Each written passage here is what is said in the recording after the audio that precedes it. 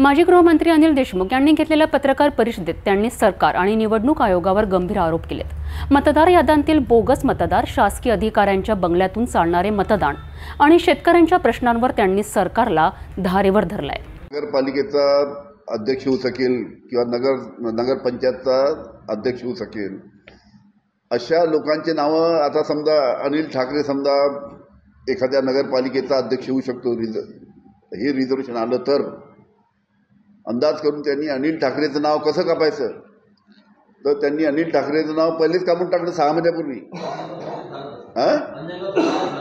अंजनगाव सुरजील झालं आमच्या कोंढाळी जे आता तुमच्या नागपूरच्या रस्त्यावर गाव आहे त्या ठिकाणी नगरपंचायत आहे। त्या नगरपंचायतमध्ये संजय राऊत हे तिथे त्यांनी अँटिसिपेट केलं की हे रिझर्वेशन इथे येऊ शकते, त्यांचे हे उमेदवार होणार होते। गेल्या 20 वर्षापासून ग्रामपंचायतचे ते सदस्य आहेत, ते जरा नाव पाहायला गेले त्यांचंच नाव काय, त्यांचं नाव टाकून दिलं हिंगणा। त्यांनी तक्रार केली संजय राऊत कोंढाळणी, त्यांनी तक्रार कलेक्टर केल्यानंतर कलेक्टरनी चौकशी केल्यानंतर कलेक्टरनी रिपोर्ट दिला की संजय राऊत यांचं नाव त्यांनी अर्ज केला नसताना सुद्धा हेतुपुरस्पर त्यांनी कोणीतरी वगळण्यात आलेलं आहे आणि आम्ही आता याची चौकशी करू। म्हणजे ज्याला निवडणूक लढवायची आहे त्याचंच नाव त्याच्यामध्ये अध्यक्षाची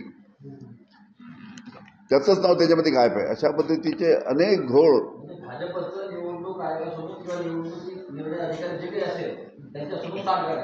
म्हणजे थोडक्यात रिझर्वेशन तिथे काय येईल हे धरून त्यांनी 4 महिने पहिलेच कार्यक्रम करून टाकला आणि कलेक्टरनी रिपोर्ट दिला की हे यांनी जी तक्रार केली आहे संजय राऊत कोंढाळी यांनी, ही तक्रार खरी आहे आणि याच्यामध्ये यांनी कुठेही अर्ज केला नाही की माझं नाव कोंढाळीमधनं काढा आणि हिंगण्यामध्ये टाका।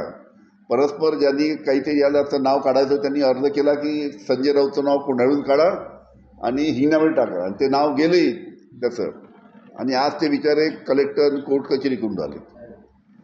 त्याच्यामुळे अशा प्रकारचे अनेक घोळ या संपूर्ण मतदार यादीमध्ये आहे आणि त्यामुळे याची व्यवस्थित तपासणी करून छानबीन करून दुरुस्त्या करून मग जर व्यवस्थित निवडणुका घेतल्या तर त्या निवडणुका फेअर निवडणुका होऊ शकतील, नाही तर या निवडणुकीमध्ये सुद्धा काय होणार आहे याची सुद्धा आपल्या सर्वांना कल्पना आहे। काही याच्यात तर काल सांगितलं कालच्या सभेमध्ये मुलीचं वय 142 आणि बापाचं वय 52, वडिलाचं वय 52 आणि मुलीचं वय 142 असे सुद्धा त्यामध्ये काही नाव आले आहेत, काही वयाचं दाखले तिथं आले आहेत।